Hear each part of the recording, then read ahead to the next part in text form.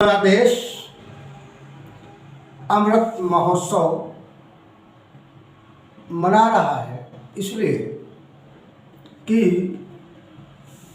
देश को आज़ाद हुए 75 साल हो गए।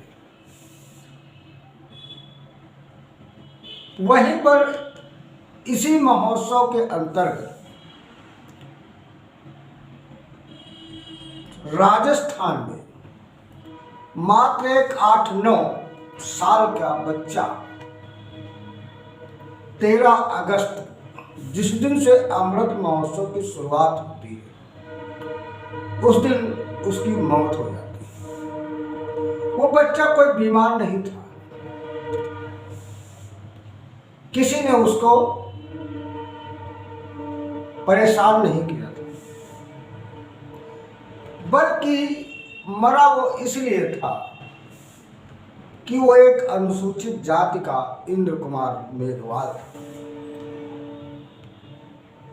वहीं पर जब इसी समाज के लोगों मोछे रखने पर मार दिया जाता, घोड़ी पर नहीं चलने दिया जाता। आज इस इंद्र कुमार मेघवाल की मौत इसलिए हुई कि उसने एक निजी विद्यालय के हेडमास्टर छैल के घड़े से पानी पी लिया था। उसका कसूर इतना था कि उसको प्यास लगी थी, उसने हेडमास्टर के घड़े से पानी पी लिया था और वो एक अनुसूचित जाति का व्यक्ति था जिसके संबंध में लोग आरक्षण की दुहाई देते हैं। कहने का मतलब आरक्षण की दुहाई तो देते हैं, लेकिन समाज में भागीदारी अभी तक नहीं मिल पाई। इस बात की ना तो कोई टीवी डिबेट करता है, ना कोई मीडिया दिखाता है, ना कोई नेता इसकी आवाज़ उठाता है। जबकि भारतवर्ष में 100 से ऊपर सांसद हैं, 400 से ऊपर विधायक हैं, इसी समाज से हैं, लेकिन उनके मुंह में सांस तब आती जाती है जब उनको सांस लेनी होती है, इसके अलावा कोई आवाज नहीं आती। इसका मतलब है क्या हम भारत देश में आज़ाद हैं या हमको आज़ादी मिली थी? लगता तो यूं है कि 15 अगस्त वर्ष 1947 को भारत देश आज़ाद हुआ ही नहीं था। क्योंकि तब अंग्रेजों के हाथ में शासन था और अब पूंजीपतियों और सामंतवादियों के हाथ में शासन है। कहने का मतलब यह है कि इस देश की सत्ता का हस्तांतरण हुआ था, क्योंकि यह भी एक चीज साफ लिखी हुई है कि it was transfer of power bill and not India independent bill. इसलिए हम आज़ाद आज भी नहीं लगते। कहने को आज़ादी है, कहने को अमृत महोत्सव है, लेकिन 20 जुलाई को ये घटना होती है और 13 अगस्त 2022 को इस छोटे अबोध बालक हंसता खेलता चेहरा जो एक शिक्षक के मारने और पीटने से 21 दिन बाद मर जाता है। इन 21 दिनों के बीच में इस बात की FIR तक नहीं होती। कारण छैल सिंह जो शिक्षक है, जो हेडमास्टर है, उस गांव का दबंग व्यक्ति है। उसने समझौते के लिए मरने के बाद FIR जब हुई तो उसने समझौता करने का प्रयास किया। इसके एवज में उसने पैसे देने की बात भी कही, और जब बात नहीं बनी तब अंतिम संस्कार उस बच्चे का रुका रहा और दोनों तरफ से ये मातम जो था वो कोहराम में बदल गया। यानी एक दूसरे पक्ष से दबंगई को लेकर लाठियां भी चली, पुलिस आई, DM आए, SP आए। पीड़ित परिवार के चाचा को, यानी जिस बच्चे की मृत्यु हो गई उसके चाचा को गंभीर चोटें आई, उसके पिताजी को चोटें आई, उसके परिवार में कई अन्य लोग घायल हुए। कुछ लोगों को पुलिस की गाड़ी से अस्पताल भी ले जाया गया।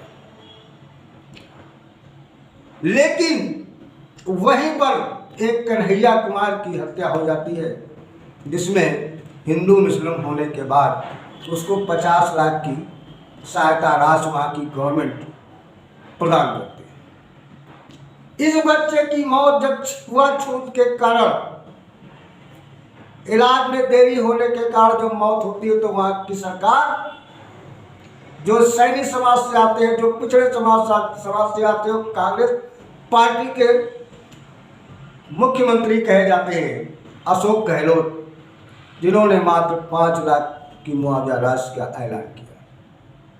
शर्म की बात है। इसका मतलब है कि हम आज़ाद आज भी नहीं हैं। कहने को आज़ाद हैं लेकिन आज़ाद नहीं हैं। इस बात को इस देश के युवाओं को सोचना होगा, सामाजिक व्यवस्था को मजबूत करना होगा। हम ये नहीं कहते हैं किसी समाज का शोषण किया जाए, लेकिन हम ये कहते हैं कि किसी समाज का अन्याय भी नहीं होना चाहिए। इस परिप्रेक्ष्य में सरकारों ने, दलितों के नेताओं ने अभी तक चुप्पी साधी हुई। हालांकि इस इंटरनेशनल सोशल मीडिया पे लोगों ने इस बात को उठाया भी और एक तरह का सोशल मीडिया जो आंदोलन है वो ट्रेंड हो गया। रात में उस बच्चे का पुलिस के संरक्षण में दाह संस्कार किया जाता है। कैसा है ये आजाद देश भारत, कि आजाद देश भारत में एक मृत शरीर को दहशत भरे माहौल में हाथरस जैसी घटना के तहत ये भी एक घटना हुई जो रात में दाह संस्कार करवाया गया। क्या इंद्र कुमार मेघवाल हिंदू नहीं था? क्या इस हिंदू ने एक हिंदू की हत्या नहीं की? क्या एक हिंदू ने दूसरे हिंदू को पानी पीने से मना किया? हम हिंदू की बात इसलिए कर रहे हैं क्योंकि सरकार यहाँ की कहती है हमारे देश की कि हिंदू खतरे में है। तो अभी तक मैंने ध्यान नहीं दिया कि आखिर वो कौन सा हिंदू है जो खतरे में।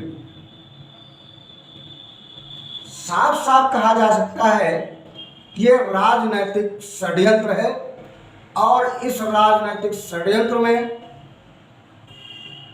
बड़े हिंदू छोटे हिंदू को खत्म करने का प्रयास कर रहे हैं। क्या यही वो हिंदू है जो खतरे में है? ये पूछता है न्यायचक्र, आपसे भी जवाब पूछता है, क्या यही वो हिंदू है जो खतरे में है? आज 75 साल के बीच में जब जब भारत देश में ऐसी कोई घटना घटित होती है तो मीडिया का एक अपना कायराना रोल भी नजर आता है। वो एक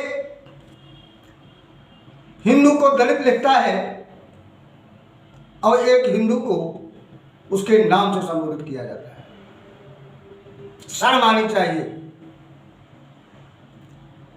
हम कैसे भूल जाते हैं कि 75 साल से हिंदुओं की सत्ता नहीं रही इस देश में और अभी तक हिंदू खतरे में नहीं रहा, और इन 8-9 सालों से जब हिंदू की सरकार है, हिंदू की सरकार में हिंदुत्व खतरे में, तो हमको आभास होने लगता है कि ये वंचित समाज का हिंदू, ये गरीब हिंदू, ये वंचित समाज का हिंदू और ये मजदूर हिंदू, शायद ये वही हिंदू तब तक खतरे में रहेगा जब तक मठाधीश सामंतवादी सांप्रदायिक शक्तियों जैसे राजनीतिक दलों की दुआई नहीं देगा, समर्थन नहीं करेगा, तब तक ये हिंदू धर्म खतरे में रहेगा। तो इस बात को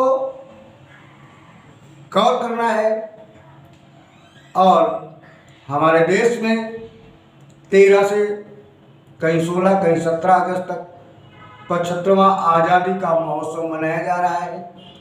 हम पूरे देश को हार्दिक शुभकामनाएं देते हैं, बधाइयाँ देते हैं, लेकिन इसी अमृत महोत्सव में, ये मृत महोत्सव पर आपकी कौन सी नज़र है, आपने ट्वीट करना भी मुनासिब नहीं समझा। इन्हीं शब्दों के साथ पुनः एक बार देश और प्रदेशवासियों को हार्दिक बधाई देते हुए शुभकामनाएं देता हूँ। अमर रहे स्वाधीनता दिवस। और मैं पब्लिक शक्ति न्यूज़ नेटवर्क का छोटा सा कार्यकर्ता श्याम कुमार आपसे विदा लेता है। धन्यवाद।